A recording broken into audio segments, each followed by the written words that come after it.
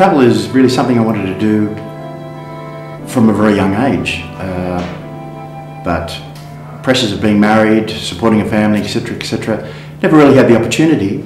And it wasn't until probably about 10 years ago that I had a bit of a life change and decided that I'd finally follow that career path and satisfy my passion for travel.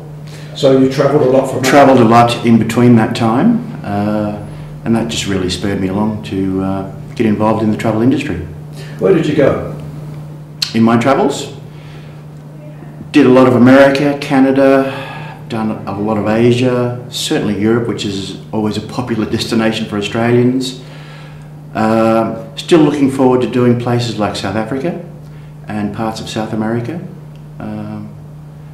which now is also gathering quite a lot of popularity amongst travellers, yes. And you're going to China soon? Going to China in about a week's time. One of my favourite destinations. I find the people are so friendly and the food, of course, is fantastic.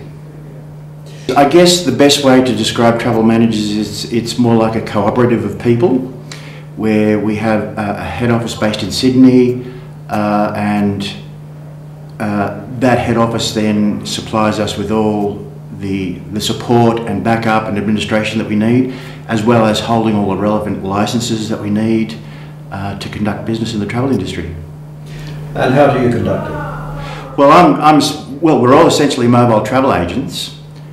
So around Australia there's about 300 of us, and at the moment we're the largest mobile travel agency in Australia.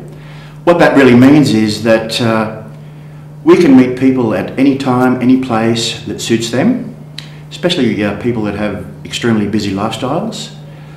And it gives us the opportunity to provide our clients with much cheaper travel because they're not paying for our overheads as far as having a retail office. Now we can meet them in a coffee shop and talk about their travel over a nice cup of coffee. I can meet them at their homes, whatever location suits them really. And of course essentially any time. How do you meet them? I mean, who gets in touch with who first? Well, it's a two-way street. I have, essentially it's by referrals. We focus on service more so than anything, and not volume. And because we focus on service, we find that people refer us on to other people, other clients, and then they eventually contact us. Yes, I do a little bit of advertising, but not a great deal. Talk about Orange first. Where do people in Orange go overseas? Orange is an interesting place. We find Orange, there's a huge cruise market. People love cruising. And over the past few years, that's really taken off. Also, people in Orange, one of their favourite destinations would be China as well, or Asia generally. The Asian market has really picked up.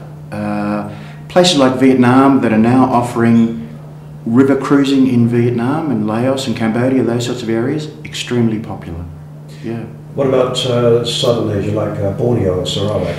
Yes, there's actually a company called Orion Expeditions that do small cruise expeditions around Borneo area. I have a lot of people in Orange that do those cruises and explore those areas. Talk about cruising. Does that reflect the, say, the age demography in Orange? A lot of, say, middle to older people? You'd think so, wouldn't you? But that's not the case. We find it's spread right across the age groups because essentially it is such an efficient way and cheap way of travelling. When you consider once you've paid for your cruise, you unpack once, you're on board and all your meals are taken care of. So it's actually cheap travel. You've got no problem in getting from one hotel to the next. Exactly, exactly. What about the traditional fun spots like Bali and Thailand and places like that? Are they still popular? They are still popular, especially Bali, only because it's a cheap destination, I guess, and it's not that far to travel. The same goes for the South Pacific. I mean, when you look at places like Vanuatu, Fiji, when you're only spending 3 or 4 hours on a plane, it's a good place to get to and enjoy yourself. What about America, say Las Vegas? Is that a popular spot still? Absolutely, especially the way the Australian dollar is at the moment. we find a lot of people are travelling to the US because it's good value. Places like Las Vegas, we find the accommodation is extremely cheap because they're competitive. They have to be to get the tourist dollars in. And it's a fun place to be. It's a fun place to be. What about Europe? What's the hotspot there?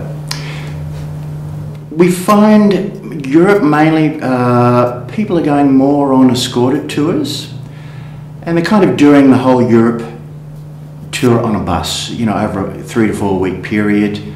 That seems to be still quite popular, you know, your Trafalgar tours, those sorts of things. Yeah.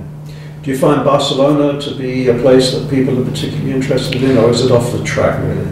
Probably still a little bit off the track. I think Barcelona is a fascinating place, and I think if there was a little more publicity about what there is in Barcelona, I think people would flock there. Absolutely. You've been to Finland quite a lot. What do you think of Helsinki? Fabulous place. People are friendly.